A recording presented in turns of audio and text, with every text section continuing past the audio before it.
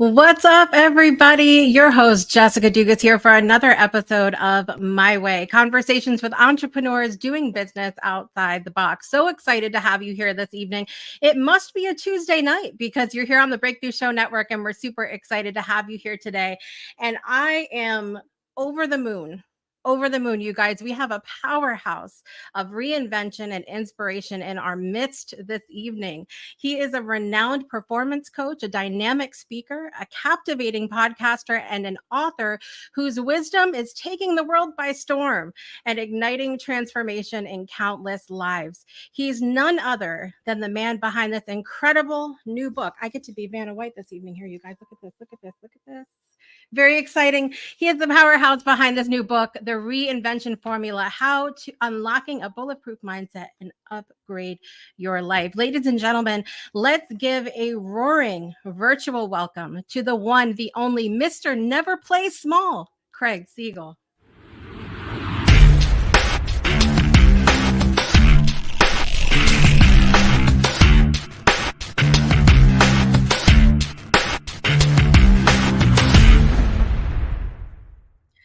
Craig, I am super excited to have you here this evening. So good to see you. I got to tell you, Jess, I've done a lot of podcasts. That introduction, look, it takes one to know one. A lot of effort, creative, resourceful, different adjectives. I loved every second of it. Thank you. I know that requires effort. I received that. No place in the world I'd rather be. You know how fond I am of you. Let's have some fun. Let's get nuts. I am excited to have some fun with you tonight. And thank you for the compliment. I will receive that as well. And it does take one to know one. I have heard the introductions on your podcast, and you always blow it out of the water as well. So I'm going to take that as a huge compliment coming from you this evening. Absolutely. I want to start because I think we have something to celebrate right off the bat here tonight. Did I hear through a little birdie that the Reinvention Formula is now a Wall Street Journal bestseller, Craig? That's correct. 100%. Number 4 on the list, the week of launch. Super pumped about that. But really all that means is that's the byproduct for doing a really great job and getting the book in a lot of hands and a lot of people wanting to extract the energy from it. But I'll take it. I'm super proud. I love it. It must feel so good to be at the helm of that project. And I will say this, the one thing that I really noticed as you were putting out the book, you came across as someone who was just so humble about the whole experience. And I was so moved by the amount of gratitude that you shared constantly, Craig, for the people that have been on your show, for the people that have been on your journey. What has it been like for you to see this come to life and be able to thank those people as well? It's just one thing that I learned straight off the cuff from my book launch, and I've been journaling about this for a couple of weeks now because I've been taking it all in, is how rich you are has nothing to do with the money in your bank account. In my opinion, how rich you are is how special and meaningful your relationships are in your life. And I haven't done everything right, not even close, my lifetime. But over the last few years, I've done a lot right. And one of them was really cultivate special, meaningful, purposeful, dynamic relationships. And you know, I had a lot of great people on my podcast over the last couple of years, and it's contributed to a lot of the success of it. And I never really liked, it's funny because I always encourage my clients, ask for help, ask for help, ask for help, even my employees. But there's something about me, like I don't like to ask for a favor unless I can really use one. Mm-hmm. And I asked everybody that has been on my show and in my network that I've cultivated if they would like to support the book launch. And everybody got behind it, and everybody showed up for me, for us, for CLS. Whether it was having me on their podcast or doing a little bit of an Instagram live, all the things. And it made me so emotional. It was just so beautiful. And I know how busy people are. So I must have done something good and right for them to all want to show up for me. So I'm still emotional talking about it, and I'm extremely grateful. I love that. I love that. And thank you for sharing, you know, that it really does. I think sometimes people don't realize behind the scenes of a show that you put out, a book, anything that you put out there, it really does take a village sometimes to get it done and on the level that you imagine it to get done. So I appreciate you being honest about that as well, because I think sometimes people get out there and they're like, oh, you know, I did this. and that's it. But we forget that sometimes there are other people that help out along the way. So I appreciate You that. can't do anything alone in this world. Like Yeah. you need a support system. Be somebody. Maybe it's the man above, whatever you believe, whatever it can be, but it's never alone. In regards to people showing up, it seems like everybody showed up for us. Super excited, super pumped, super grateful.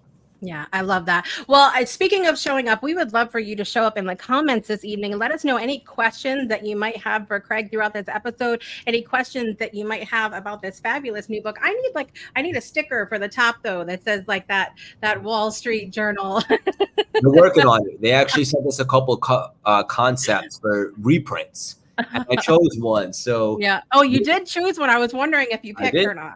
Yeah, Okay. I did. I did the one with the gold banner on top. The other That one was was a my little, choice. yeah, the other one was a little more subtle, but Yeah. it is what it is. We're going Yeah. all in. So Yeah. I I'm love it. excited. I love it. Well, we would love for you to chime in the comments. Let us know where you're joining from. If you know Craig, let us know how you know him, and any questions that you might have for him as well. Miss Brittany is always in the front row. Happy Tuesday, Miss Brittany. It's good to see you.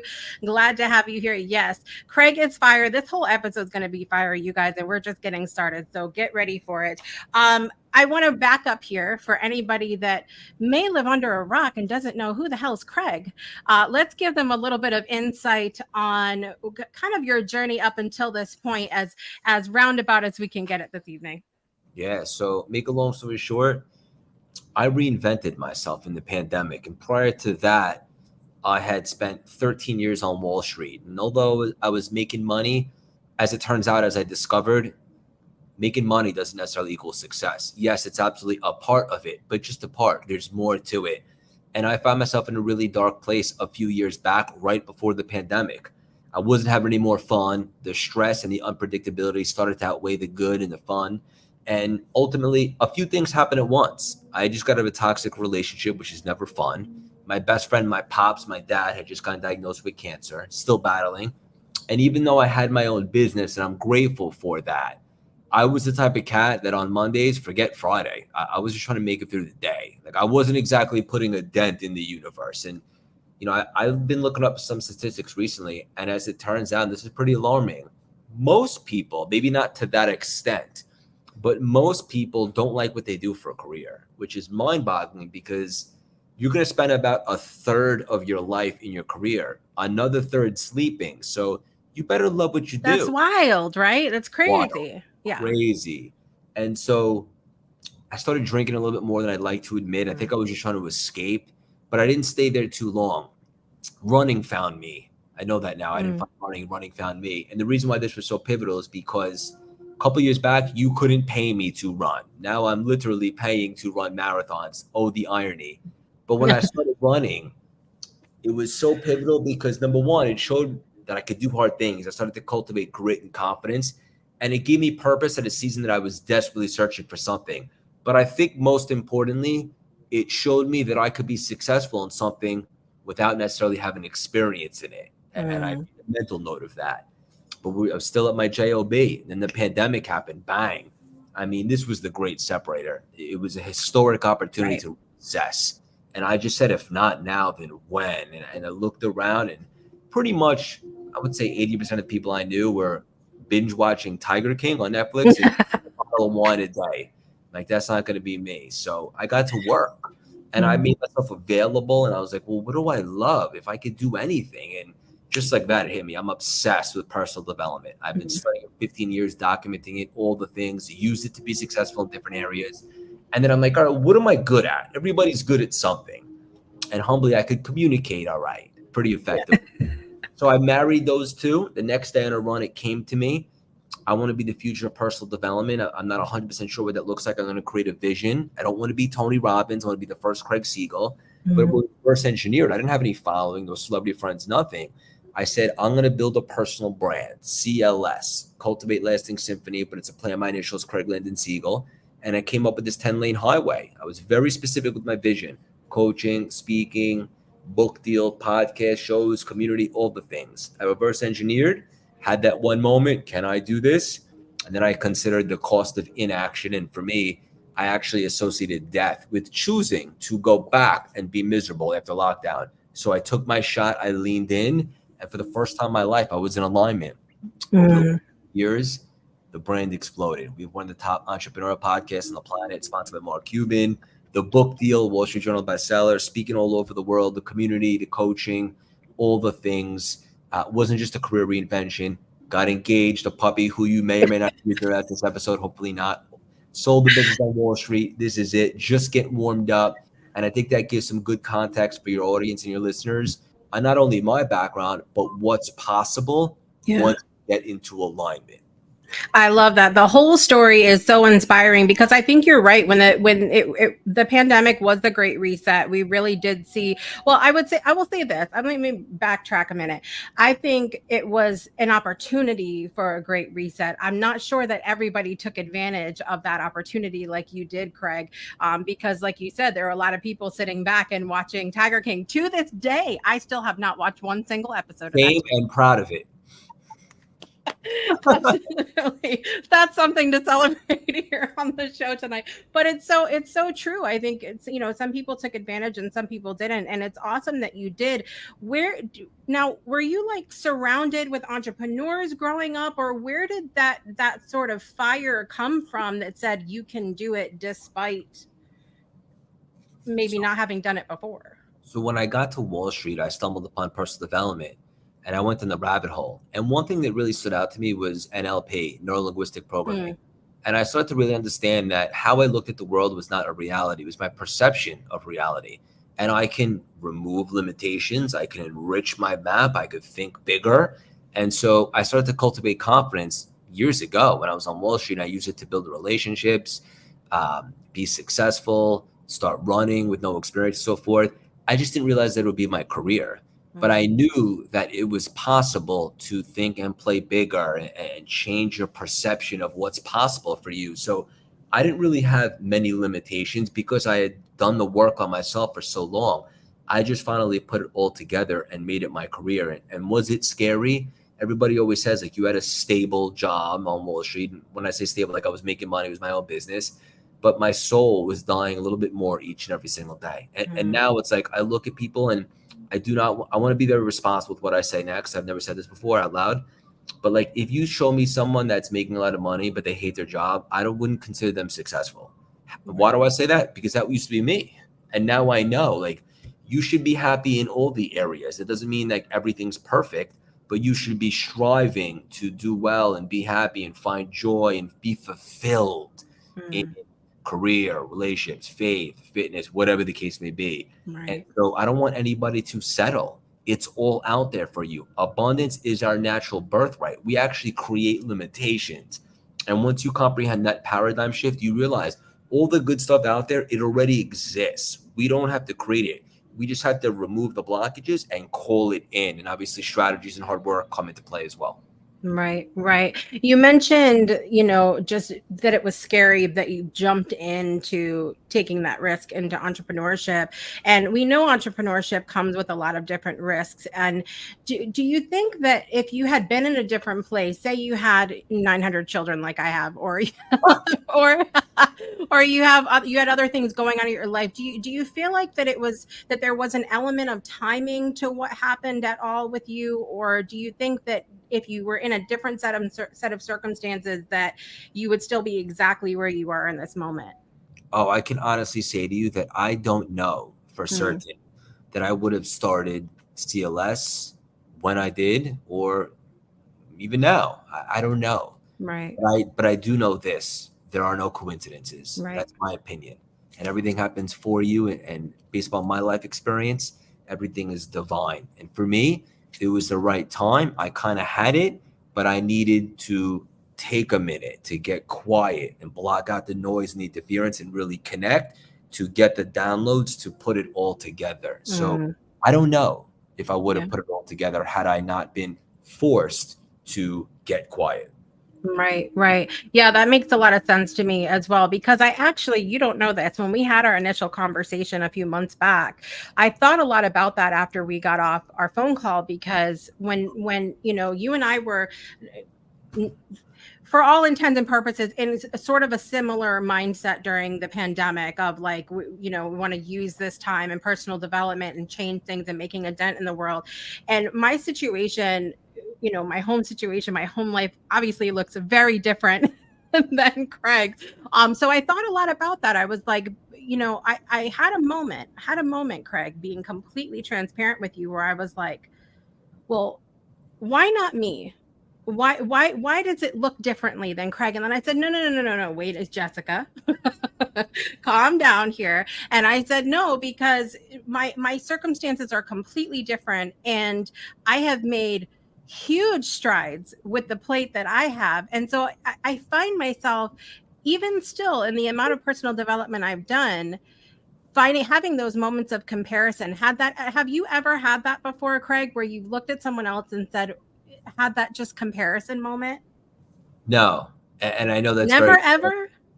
You mean since I reinvented myself or beforehand? Well, at any point.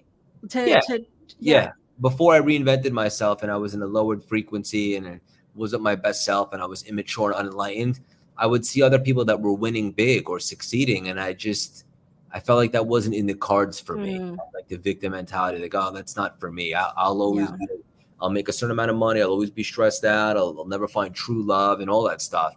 And when I got quiet in the pandemic, it occurred to me that I had a choice. Right. I could invest in a different story, a different movie, if you will. And ever since that moment, when I totally pivoted and reinvented myself, I never compared myself to anyone else ever again. But just to be very clear, to give contrast, yes, I absolutely suffered and struggled with that years prior. Absolutely.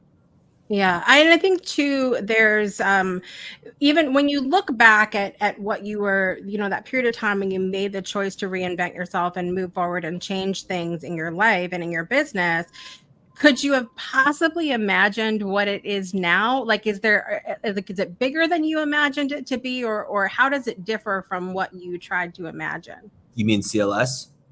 Any of where you're at right now, but the CLS, your book, your podcast, all of that.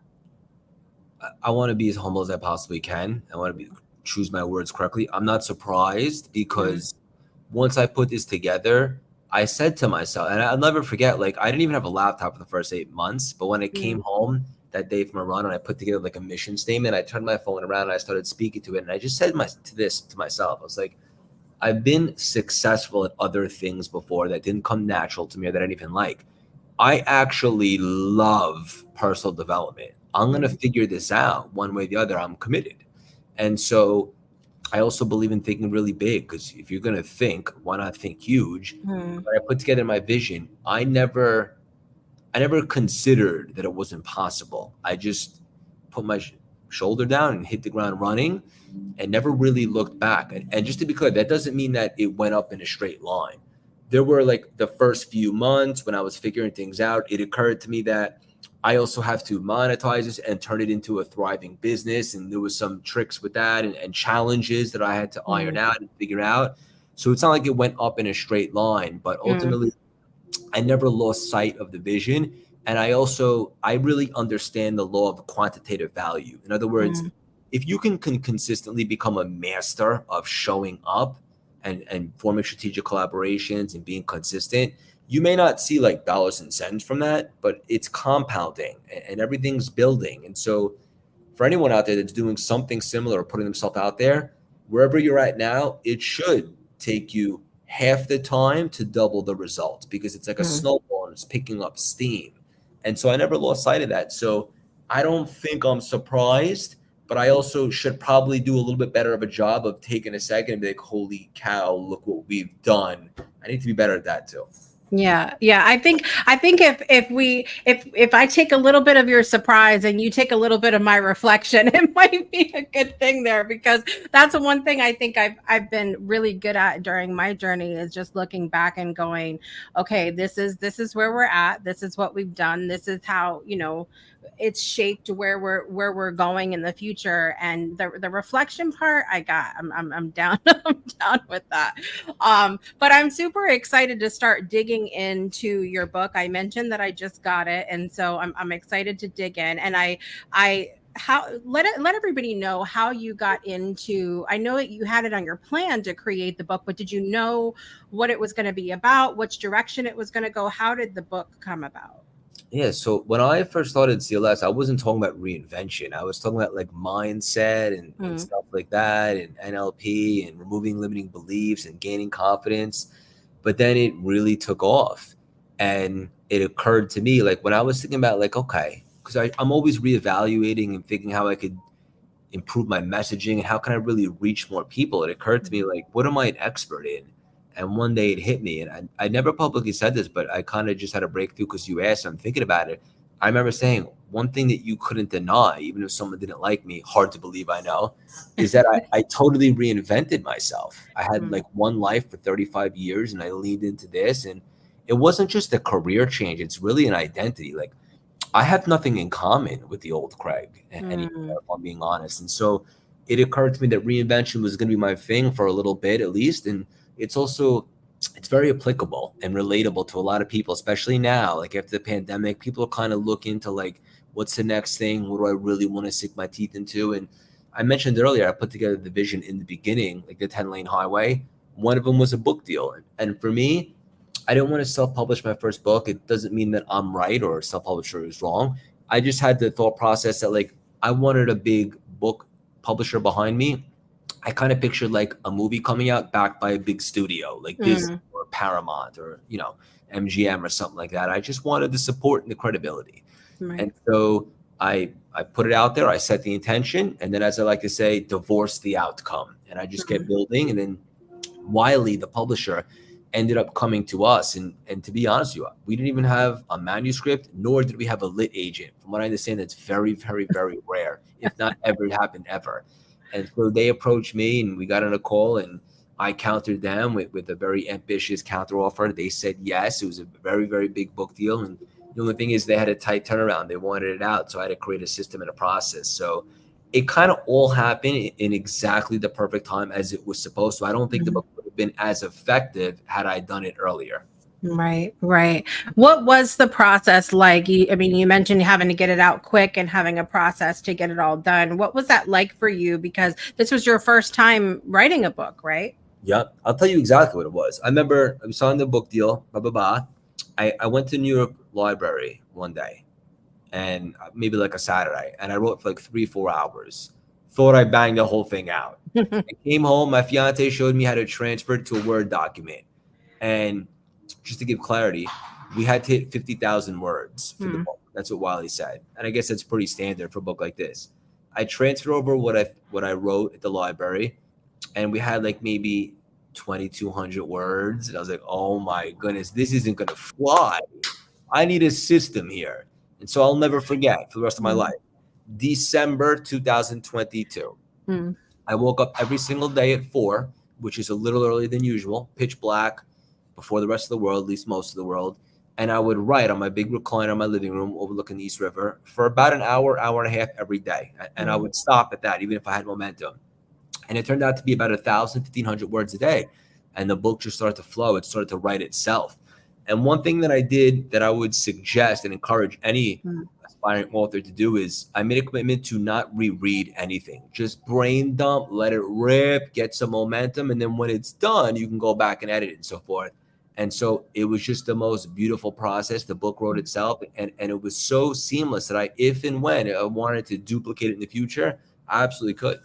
Yeah, yeah. That's great advice because that was something I had to learn as I was writing my last book as well, was to not pick it apart, because we do tend to be our own worst critics, right? Like we can read something over and immediately start to pick the whole thing to bits. But I think that's great advice to just let it ride and then go back after the fact. 100%.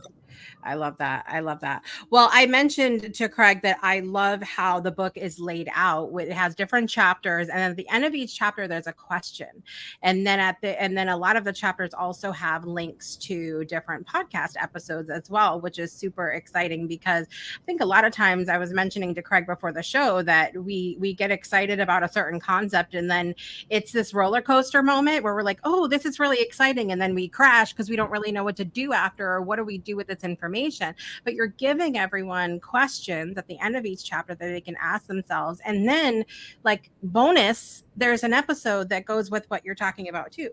Yep. Yeah, I want it to be all in there for them. And Mm, also, like for me personally, The reason why I'm as effective as I am with this stuff is because I've been through it myself and I know what worked and what didn't for me. And just to be clear, I understand I'm not for everybody, but I've tried a lot of things. And for me, it's always so important to kind of tie it in a bow and say, okay, this is the content that we consumed, and here's the action step. Mm, Right? So it's not enough. That's why, like, there's a quote, and I talk about this in the very beginning of the book. Knowledge is not power, it's potential power if you apply it and then digest it and use it. And so I like to give a call to action where somebody actually has something they could sink their teeth into and then bang, hit the ground running. yes, yes, yes, yes. So good.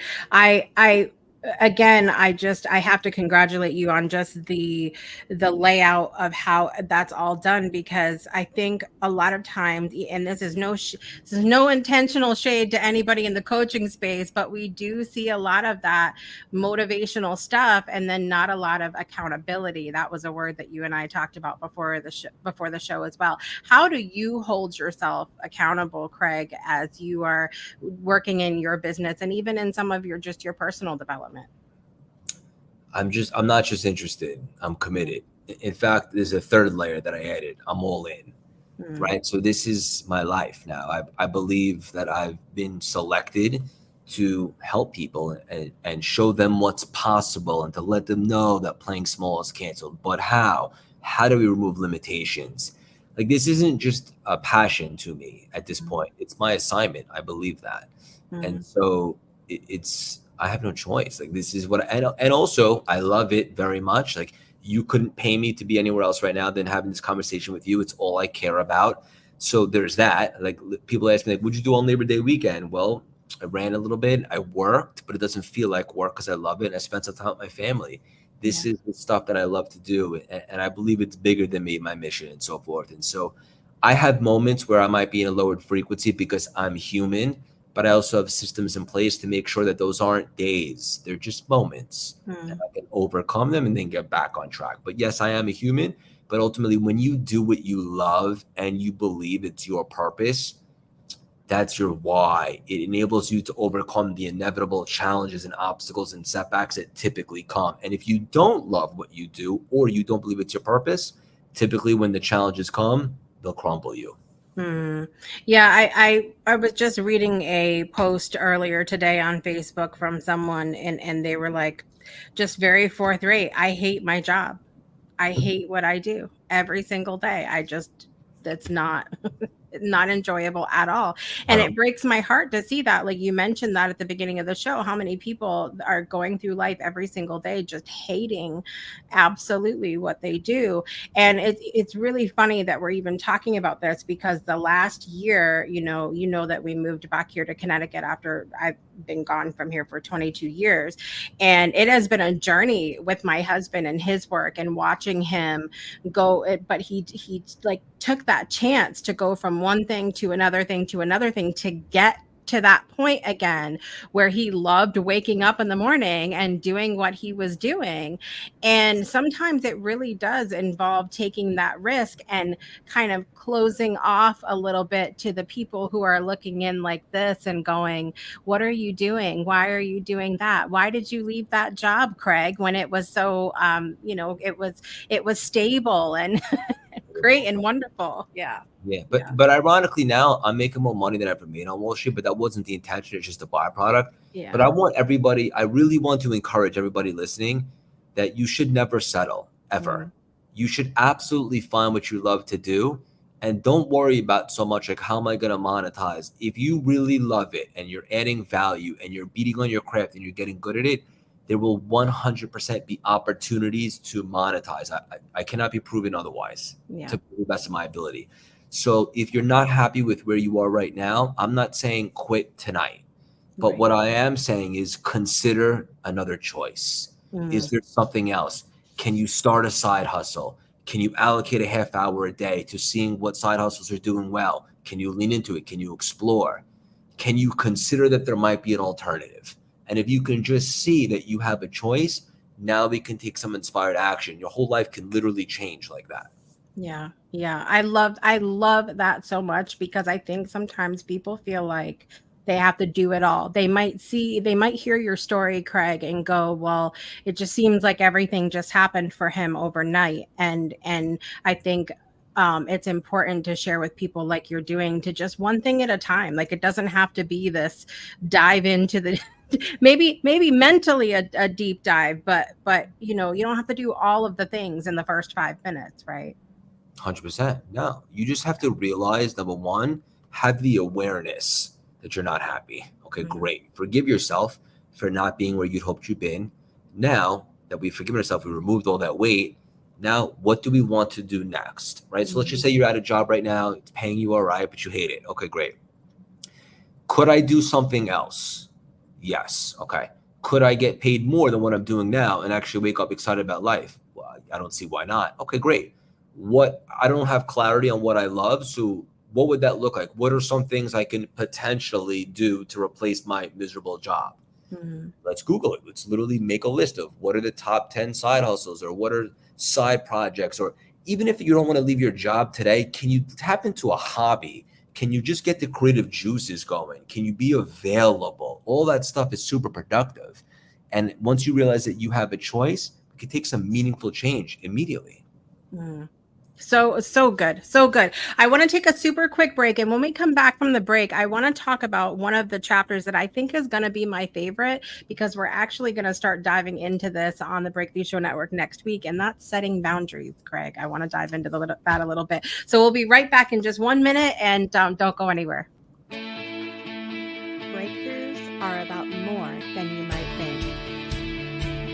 They're about discovering who you are, digging deep, reaching to the core of your soul. They're about healing yourself, understanding your beliefs, creating a ripple effect. And it's not just those initial moments that matter. It's about using them to bring more joy into our own lives and the lives of others. It's about having fun, letting loose, enjoying every moment life has to offer. It's about finding a safe space. It's about creating connection.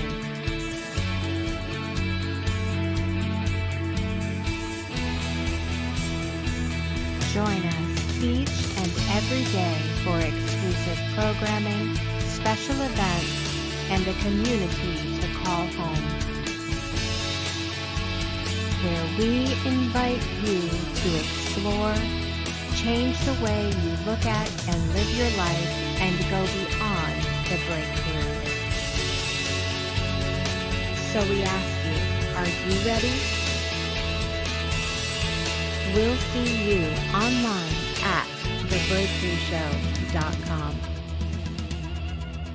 Welcome back to My Way, conversations with entrepreneurs doing business outside the box. I'm your host, Jessica Dugas. I'm here with the incredible Craig Siegel this evening, on the heels of it being announced that the Reinvention Formula is now a Wall Street Journal bestseller. So excited for you, Craig, and super thrilled that you're here with us tonight. As I was flipping through the pages of your book, I noticed a chapter called Setting Boundaries. And on one of my other shows, Beyond 2D, we're going to be diving into a 4-part series on boundaries. And I just want to read this little part here before we dive into this. No one should be perceived as having a hall pass to being your life forever. The sooner you realize that, the easier this becomes. Most people are in your life for a season and a reason. They bring you joy and purpose for that particular season, and you both move on. Hopefully, your family and life partner are this exception. Nurture the relationships, of course. Do not feel guilty for outgrowing people, because at the end of the day, we are meant to grow, expand, and spread our wings and evolve.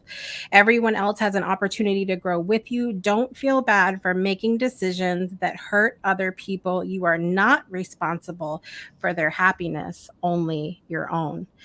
And I think this is so powerful, Craig, because you did. Did you know it sounded that good? That made me feel some type of way. I'm only kidding, but yeah, that was deep, real deep. It is, and I think this is it has been a life journey for me to not feel so bad about moving up and moving on and moving forward, and not taking on the guilt for everyone else. Such a huge thing. Was that process of letting go and creating boundaries always easy for you, or is that something you had to come into as well? You know, I was a people pleaser my whole life, if Mm. I'm being honest, for 35 years. I showed up to the world the way I thought the world wanted to perceive me. I didn't want to ruffle feathers a lot. I tried to avoid conflict. And it's ironic when I reinvented myself, now I'm the exact opposite. And Mm. to be clear, I'm very kind and I'm very polite and I don't want to hurt people's feelings, Mm. but I will not hold something inside and build resentment. I'll tell the truth. And what I learned is that number one, the people that you tell the truth to, it's first of all, it's so liberating for you and you get to Mm. be authentic. And it's true. You're not going to be for everybody. That's okay. At least you stand for something. But typically when you have these tough conversations, typically from my experience, the person that you're having with will respect it and you even more. And it has the ability to even strengthen the relationships, which is a Mm. beautiful thing. And it's happened for me as well. And in regards to like just I just have this mantra like if it's not a hell yes, it's a hell no. Like Mm. life is too short. I don't want to do things or go to places that I don't want to be at. Like if they lower my state or they lower my frequency, it's like I used to feel like why do I let that bother me? But I'm human, right? We all are. So if someone that you keep interacting with like lowers your vibe or makes you feel some type of way, it's on you if you want to keep going back to those interactions. Right? Mm. So I believe that everybody in our life is here for a season and a reason, with the exception of your immediate family. And even that isn't like, 100%. For me, my parents, my brother, like we're very, very, very close family. And they'll always have a whole pass with me. And also they're great. And, whatever the case may be, sometimes my parents are a little bit negative. I should use the word pessimistic on how their upbringing and so forth. Yeah. But I love them so much. I know they mean well. They love everything that we're doing and so forth. Anybody else outside of that, look, like I'll give someone an opportunity 100%. But if you hurt me once and I don't like, I'm not available for that. Right. Life is too short. And Right. I had to learn this the hard way. A bunch of people let me down. And my fiance, who was born in Ukraine. She moved here when she was 14, so she's Mm. basically American, but she still has an immigrant mentality. She's more of a savage than me, is what I'm trying to say. Yeah. She often says to me, I'm just keeping it real. She often says to me, you give humanity too much credit. And Mm. I'll never stop that. I always want to see the Yeah. best in people. It's part of what I do. But people do let you down. It's just a reality. Mm. So I got stronger and I'm more selective and now I don't go back to the same place twice if I'm not into it. And again, doesn't mean I'm right there wrong. I'm going this way. I'm spreading my wings and I'm growing. Mm. And that's what I want to do. Yeah, yeah, and there's an amazing energy that comes with that, even if, this show specifically speaks to entrepreneurs or aspiring entrepreneurs, but even if you are someone who you're not even thinking about starting a business or anything like that, I feel like this book can be really helpful for you in just like that personal development way, in your personal life as well, because I read that passage. Let me tell you what happened before the show. I read that passage and I said, "Oh, I'm marking this. We're going to talk about this on the show." And my phone rang. And I got a phone call from a practitioner that we have been literally fighting since January to get my son into. Like it's unreal the amount of how long the waiting list is for things right now. But this is going back and forth, back and forth, back and forth. And I would just come off the heels of reading that, and I said, "This is unacceptable." On the phone. I said, "This is unacceptable. This would be unacceptable for an adult, but it's even more unacceptable the fact that we're talking about a child here." This is not okay. And I went on, and you, like you said, you can be perfectly nice. I was perfectly nice in my delivery. I shared what I was feeling about the situation, but this was the first time since January that I had had that boundary and said, no, this is not okay. And this is what we will not be doing moving forward. Yeah, I love that. Good for you. It's You're very not a, yeah, important. It's a you got boundary. to put your foot down and Yeah. look, like you got to stand for something, Yeah. right? Good for Yeah. you. Yeah. So it will create that moment for you. I feel like, is what in particular do you, I mean, obviously there's the whole book, it's going to be a vibe, but what in particular do you hope that people walk away with when they read the book, Craig? I'm pretty clear on that. And what I want and what has been the feedback so far is that when you read the Reinvention Formula, you feel like anything is attainable. You can do anything. There's no limitations. And even better, how? What are the tangible strategies that I can implement immediately to remove limitations, to think bigger, to gain clarity, to strategically pivot, to play bigger, and all that stuff? And everybody seems to be exactly feeling that, which is a mission accomplished for me. And one other thing, which I didn't expect in the beginning, but now it's become so consistent that Mm, I think it's funny, is that the book is very easy to read. It's very digestible. There's 41 bite-sized chapters. You yeah. could go back to them 1,000 times. You don't necessarily have to read it in order. I guess the beginning tells my story, so you probably should. But it's funny because, and I told this story recently. I remember when I first met my fiance and we would travel, she always had this book with her. And it was a book by Jordan Peterson. And I don't know so much about him, but I hear he's brilliant. But to this day, like 2 years later, she has the book and she's still on the same page. And I'm like, babe, what are you doing with that? She's like, I read the chapter and it's so confusing. And I know he's very smart, but it feels like I ran a marathon just reading the first chapter. Yeah. And that always stuck out with me. And I agree, not necessarily about his book per se, but I always like to sink my teeth into something that was digestible. It was not intimidating. I can Mm. consume it and apply it. And so I wanted to go with that approach. And that's been some more feedback because it's been very, very easy to read, very digestible, very applicable. Yeah, yeah, and I mean, I agree. Like I said, I just got it, and when I opened it, kind of scanned through, I saw that word boundaries. It caught my eye because I knew we were going to be going there next week on Beyond 2D, and I said, I'm just going to read this real quick, and it didn't take long to go through that chapter, so I kind of did it the out of order way a little bit, but I'll go back. And so, and like I said, I loved that it always ends with a question, and what can you ask yourself moving forward? And I love the question at the end of setting boundaries, which says, where in your life can you create addition by subtraction? Yes. And I think that it's just as important. And I've learned as I've gotten older that the saying no is just as important as saying yes. This is so good. I forgot about some of these chapters. But that it really is so powerful, right? Yeah. Because everybody wants to talk about what you need to add to be more Mm, successful in this life. And I try to encourage people to say, well, what can you remove to have more success? mm, Sometimes it's saying the word no. No is a complete sentence. Sometimes it's letting go of waiting for the right time. It's letting go of the need to be perfect. It's letting go of trying to be something you're not. yeah. And so addition by subtraction. I love that you brought that up. Mm. Well, I mean, you said it. You said, you said, Craig, it's so good. I find that with with a couple of the books I've written, I won't touch it for a while or something, and I'll go back and look for something, and I'll go, wait a minute, I said that. Where did that come from? I had no That's idea right. I said that. I love that. One of the things that we talk about often on this show is that, especially with brand new entrepreneurs or people that are thinking about starting a business, and we talk a lot about that outside chatter that happens, because we do get those people, especially if you're in that stable job and people are like, what the hell are you doing? Why are you making a change? I don't understand. You're making good money, whatever the situation is. Or the whole point of My Way, they start to do business the way that they want, and people are like, you can't do that. You can't do it like that. How what Let me start with this. What would you say to people who are having that thought of, I can't do it my way because everybody says that I can't do it my way? First, I would say, why not you? And then I would say once they realize that there's no good answer for that, exactly.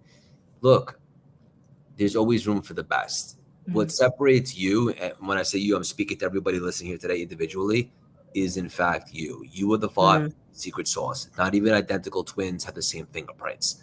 What makes you so unique and special is you. Now, how do we exploit that and package it and do a lot of good with it and make an impact and contribute and unapologetically make a lot of money? Well, that has a lot of the strategies in the book in regards to that. But there's always a way. If you're looking at something that you want to do and you see a saturated space, or there's a lot of people doing something that's very congested, that usually scares people. Comparison syndrome, or who's going to want to listen to me? I look at that with a different mindset, and I talk about this in the book, and that is this: if you don't clap when you see others win, you're missing the point, because all they're doing, whether you like them or not, is showcasing what's possible, right? They're showing you that there's a market for it. If they could do it, you could do it, probably better, but definitely more unique. Let's figure that out. Let's exploit that. Yeah, that makes a lot of sense to me. When it comes to reinvention, one of the things that I wanted to ask you, because we know from a lot of the shows that we've done on this network of how important communication is, especially with those close, the loved ones in our lives, our family, our close friends, our spouse, whatever that is.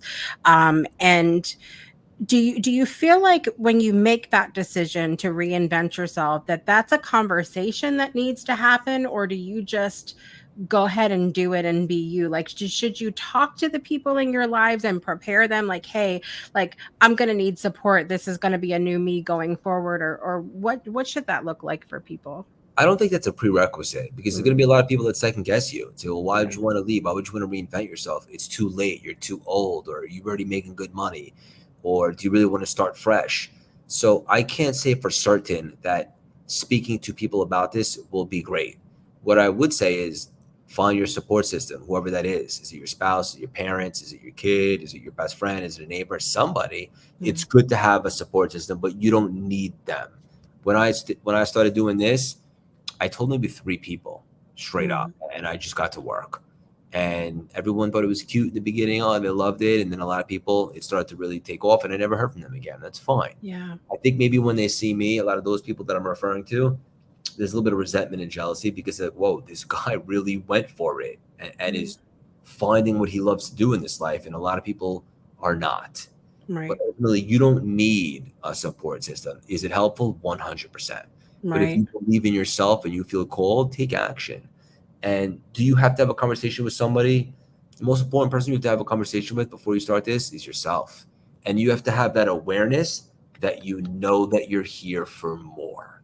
And when we can acknowledge that, now we can forgive ourselves for being where we're at, and now we can make some inspired moves forward and so forth. So the conversation needs to be had, but with yourself. I think that's so important, Craig, because I think sometimes that outside chatter, the chatter that we're getting from other places, begins, like, we know how manifestation works. We know how, law of attraction and all of that good stuff works, because we're going around and around and around about it in our own heads, that's what we start getting from outside of ourselves as well. So I love that you're talking about going back to the beginning. While we still have a few minutes, Craig, I want to hear about the podcast. Tell everybody where they can hear about it and what's so amazing about your podcast. Anywhere you listen to podcasts, the CLS Experience. We have really good guests on, probably recognizable names.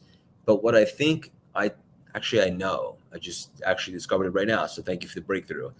I take most pride in is creating the best and deepest rapport of any podcast out there. In other words, we get really, really deep and form the most intimate connections, and that creates the space for the greatest conversations possible.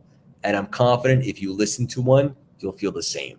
There's a lot of great mindset in there, a lot of great nuggets, tangible, you can extract them. There's some laughs, there's definitely some weirdness. Anywhere you listen to podcasts, a CLS Experience. Love it. I love it. And I also want to talk about your membership as well. Tell us a little bit about that. Yeah. So community is really big for me. That's something that I really put an emphasis on when I started CLS. And my thought process was, no matter how good we get or how good we might be able to get, if there's no one there to consume it, what good is it? And so there's a big difference between an audience and a community. An audience is metrics. It could be fake followers. A community is very engaging. There's a human personal connection. And so I realized that, and I doubled down and I created the CLS membership. And essentially, we meet 3 Wednesdays a month. It's like a monthly subscription. You could sign up for the year too. And we go nuts on a live Zoom for an hour. Strategies, entrepreneurship, branding, sales, mindset, performance, all the things. We have really, really, really big speakers come in as well. My favorite part is we have a private group and chat where 500 people are networking, supporting each other, doing business with each other, collaborating, no egos. And the replays live there as well. And so as a result, it's exploding. We're having a lot of fun. And a lot of the speakers that come in will hit me up on the side and say, Craig, I've never seen a community like yours. Everybody's just so supportive of each other, elevating each other to win. And that's what I take most pride in. And you could find that on our website, cultivatelessingsymphony.com, the CLS membership.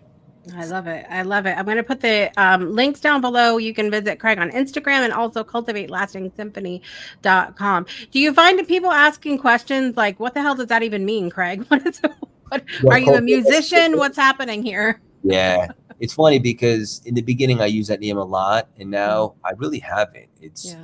I always love the word symphony because number one, I'm a strange cat. Number two, I always thought of like the word symphony as like just this beautiful word. It kind of reminds me of like an orchestra all playing in tempo, like in coherence. And then cultivate lasting. I just wanted it to be not like motivation, which is temporary, but something to really last and create a growth-oriented mindset and really think and play bigger. And so when it hit me on that run in Central Park, when I put this thing together, it was also playing my initials, Craig Landon Siegel. And so I ran with it. But yeah, people ask me all the time. A lot of people say they love the word symphony. So either way, it's a play either Craig Landon Siegel or Cultivate Listening Symphony. Yeah, I mean, I was curious about it because I'm a musician. So I love, that it spoke to me. And I just wasn't sure if there was other non-band geeks out there that also enjoyed the word as well. I love it. I love it. Well, I'm so thankful that you came to join us tonight, Craig, and shared. There was a lot of really amazing moments. And I'm so excited, like I said, to dig into all of the goodness that I know lies in the Reinvention Formula. People can go to your website to pick up a copy of the book. Anywhere you buy books, Amazon, Barnes & Noble's, Target, pick your poison, anywhere. Love it. I love it. Well, I really appreciate you being here. Anything you'd like to leave our audience with tonight, Craig? Playing small is canceled, and why not you? I know it sounds so simple, but if you really break it down, it's not our opinion, it's our obligation to identify our purpose, to play big, to make an impact, to have fun, to have great relationships, to unapologetically make a lot of money. And you should never settle until you strive to achieve that in all the areas. And I don't know everything, but I've shown a good example of what can happen once you lean in. And trust me when I tell you, for anyone that's listening, it's like too old or it's too late. It doesn't take time. It just takes alignment. Everything can start happening all at once. And the Reinvention Formula, baby. I love it. I love it. Thank you again, Craig, for being here. I want to thank all of you for being here, watching or listening wherever you are in the world today.